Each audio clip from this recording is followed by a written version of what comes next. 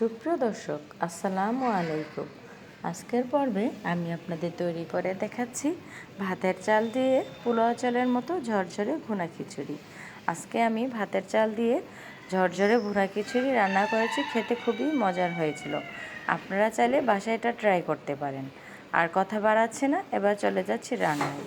রান্না করার জন্য এখানে সবগুলো উপকরণ সাজিয়ে নিয়েছি। এখানে আমি নিয়েছি হাফ কাপের মতো মুসুরির ডাল, হাফ কাপ হচ্ছে খেসারি ডাল, হাফ কাপ নিয়েছি মুগুর ডাল, সাথে সুগন্ধির জন্য নিয়েছি হাফ কাপ পরিমাণে পোলাও চাল। আর এখানে আমি যে আমরা ভাত রান্না করে থাকি সেই চালটা নিয়েছি। এখানে আমি মিনিকের সাদা চালটা ব্যবহার করেছি। খিচুড়ি রান্নার আধা ঘন্টা পূর্বে আমি চালটাকে ভালো করে ওয়াশ করে ভিজিয়ে রেখেছিলাম। যখন আমি রান্না করব তখন আরেকবার চালটাকে ওয়াশ করে নিচ্ছি। ভুনা খিচুড়ি রান্না করার জন্য চুলায় একটি প্যান বসিয়ে দিয়েছি। প্যানে দিয়ে দিচ্ছি 1 কাপ পরিমাণে সয়াবিন তেল। তেলে প্রথমে দিয়ে দিচ্ছি এখানে আমি দারচিনি, লবঙ্গ, এলাচ। আমি 3-4টি করে দারচিনি, লবঙ্গ, এলাচ নিয়েছি। প্রথমে একটু হালকা মশলাগুলো একটু ভেজে নিচ্ছি, তাহলে গরম মশলার খুব সুন্দর একটি স্মেল আসবে। এখন এই পর্যায়ে এখানে দিয়ে দিচ্ছি হাফ কাপ পরিমাণে পেঁয়াজ কুচি। পেঁয়াজ কুচিটাকে এখানে আমি হালকা করে একটু ভেজে নেব। জাস্ট পেঁয়াজটা একটু নরম হলেই হবে, এখানে বেরেস্তা করার কোনো প্রয়োজন নেই, বা পেঁয়াজটা কিন্তু বেশি পুড়ে ফেলা যাবে না, কারণ আজকে আমরা রান্না করছি ঝরঝরে সাদা ভুনা খিচুড়ি।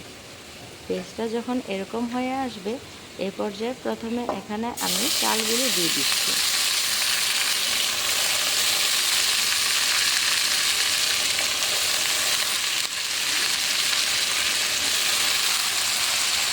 এখন ভুনা খিচুড়িতে একে একে আমার ডালগুলো দিয়ে দিচ্ছি। প্রথমে দিয়ে দিচ্ছি মুগুর ডাল, আর এখানে খেসারি ডাল এবং মুসুর ডাল আমি একসাথে করে ওয়াশ করে নিয়েছি।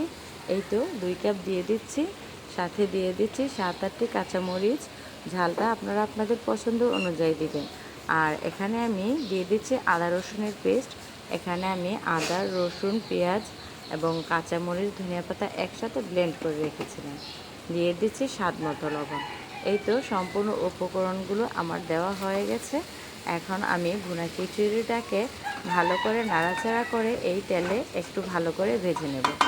আর হচ্ছে ঝাল আপনারা আপনাদের পছন্দ অনুযায়ী দিবেন। যেহেতু এটা হচ্ছে সাদা ভুনা খিচুড়ি, এখানে কোনো হলুদ মরিচ ব্যবহার করব না, তাই এখানে আমি কাঁচামরিচের পরিমাণটা একটু বাড়িয়ে দিয়েছি। ভুনা খিচুড়িটা ঝরঝরেভাবে রান্না করার জন্য এখানে কিন্তু চাল ডালগুলোকে ভালো করে ভেজে নিতে হবে। চুলার হিটটা মিডিয়াম টু লো হিটে রেখে 7 থেকে 8 মিনিটের মতো কিন্তু এই চালটাকে ভাজা ভাজা করে নিতে হবে।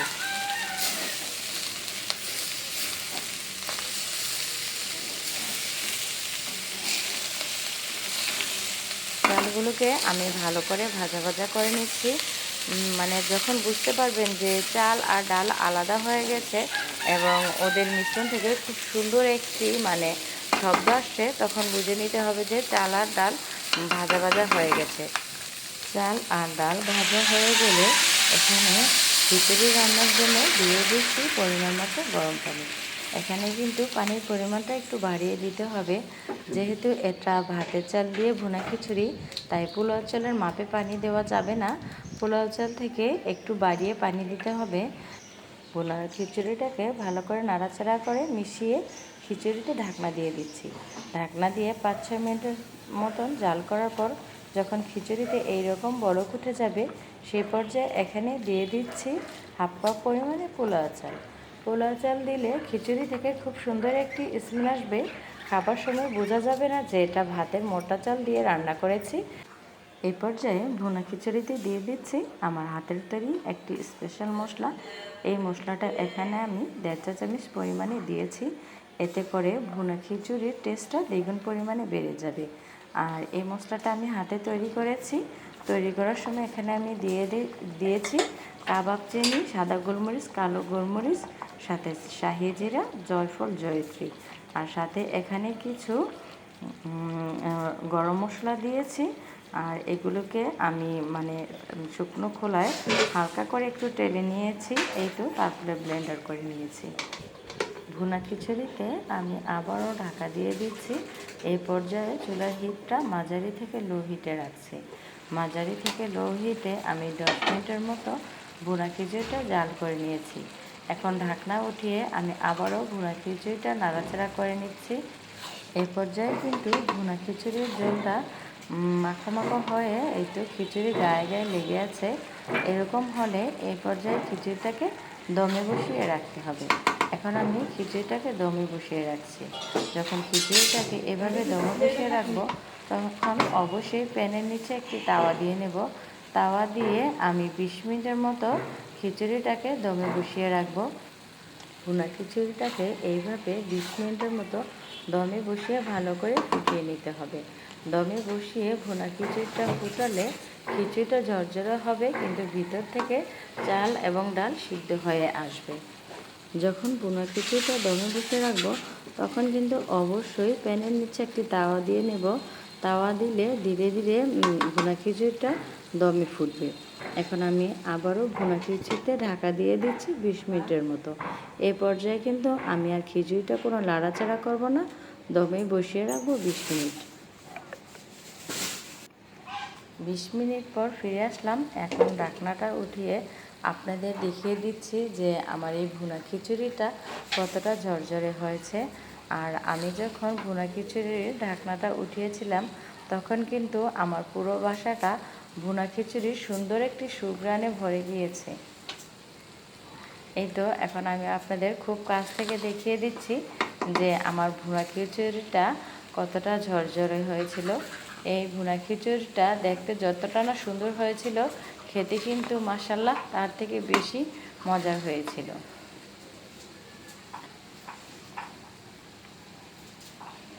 এখন গরম অবস্থায় আছে তাই আপনারা হয়তোবা দেখে বুঝতে পারছেন না, কিন্তু সত্যি খিচুড়িটা খুবই ঝরঝরে হয়েছিল।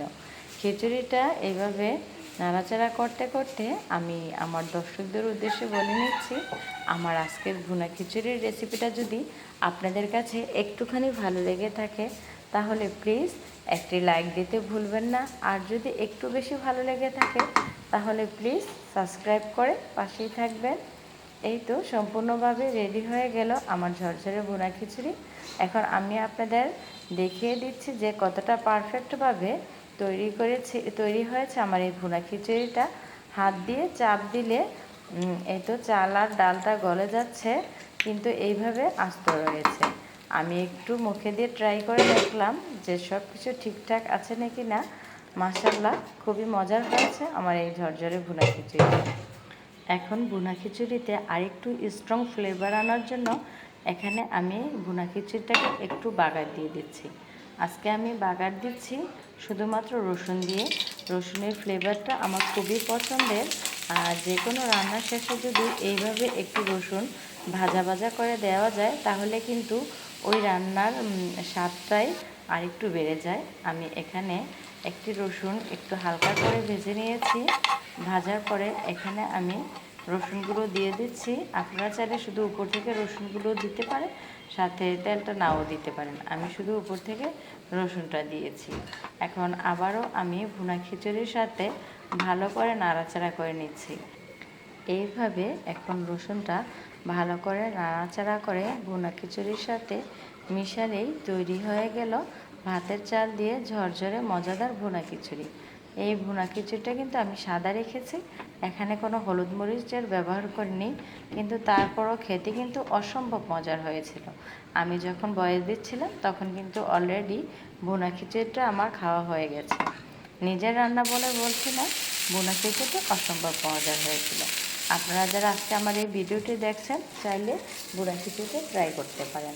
এখন ভুনা খিচুড়ি দিয়ে খাওয়ার জন্য এখানে আমি 2 রকমের ভর্তা করে নিচ্ছি কাঁকরোলের ভর্তা, সাথে হচ্ছে লুব্বার ভর্তা। এই তো 2 রকমের ভর্তা করে এখন টেবিলে আমি ভুনা খিচুড়িটা সাজিয়ে দিয়েছি। সাথে এখানে রেখেছিলাম আমের আচার এবং 2 রকমের ভর্তা দিয়ে ভুনা খিচুড়িটা খেতে কিন্তু অসম্ভব মজা লেগেছিল। আর কথা বাড়াচ্ছি না, এবার বিদায় নিচ্ছি। আমার আজকের রেসিপিটি যদি আপনাদের কাছে একটুখানি ভালো লেগে থাকে তাহলে প্লিজ সাবস্ক্রাইব করে আমার এবং আমার চ্যানেলের সাথেই থাকবেন। বিদায় নিচ্ছি, আল্লাহ হাফেজ। আবারও দেখা হবে নতুন কোনো সহজ রেসিপি নিয়ে। সেই পর্যন্ত সবাই সুস্থ থাকবেন। আসসালামু আলাইকুম।